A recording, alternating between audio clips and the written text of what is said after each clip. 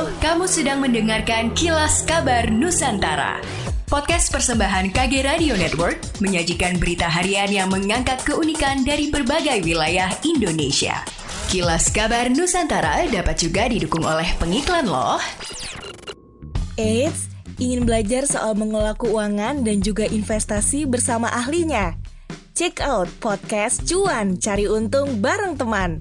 Persembahan Motion KG Radio Network by KG Media yang tayang setiap hari Rabu hanya di Spotify. Gubernur Kalimantan Barat Sutar Miji meminta perusahaan sawit yang ada di Kalimantan Barat mematuhi patokan harga TBS yang sudah ditentukan oleh pemerintah.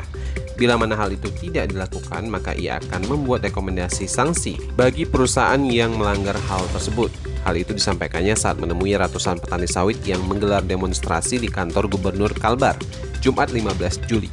Dalam pengawasan harga TBS di Kalbar, Miji akan meminta sejumlah pihak turut menjadi pengawas. Di antaranya ia akan meminta Ombudsman Kalbar untuk mengawasi harga TBS. Kemudian terkait penurunan pajak dan lain sebagainya yang membebani petani, ia akan sampaikan keluhan tersebut ke pemerintah pusat.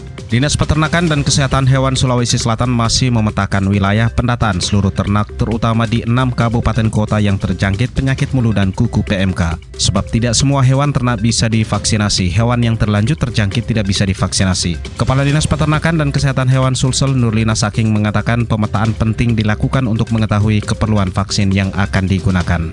Sejauh ini Nurlina menuturkan Sulsel telah mendapatkan jatah vaksin PMK dari Kementerian Pertanian sebanyak 15.000 dosis. Sebagian vaksin tersebut telah didistribusikan ke daerah sentra penularan seperti Kabupaten Tanah Toraja Utara, dan Bone. Pihaknya juga menggelar pelatihan vaksinator di 24 kabupaten kota mulai 13 hingga 15 Juli.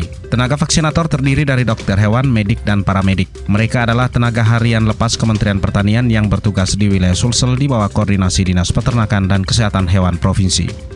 Gubernur Khofifah pastikan tidak ada penutupan akses jembatan Suramadu saat pengerjaan proyek kabel listrik. Gubernur Jawa Timur Khofifah Indar Parawansa memastikan tidak akan terjadi penutupan khususnya bagi roda 2 untuk akses baik dari Surabaya maupun Bangkalan selama proses pemasangan saluran kabel tegangan tinggi SKTT 150 kV di jembatan Suramadu. Gubernur menjelaskan bahwa proses pengerjaan proyek pemasangan SKTT memang akan berdampak terhadap lalu lintas khususnya pada jalur sepeda motor atau roda 2 berupa pengalihan jalur, bukan melakukan penutupan.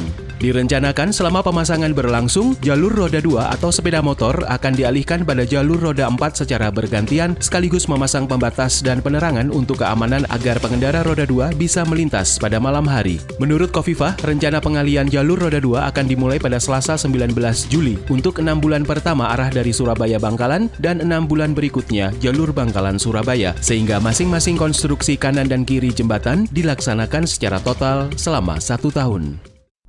Demikianlah Kilas Kabar Nusantara pagi ini.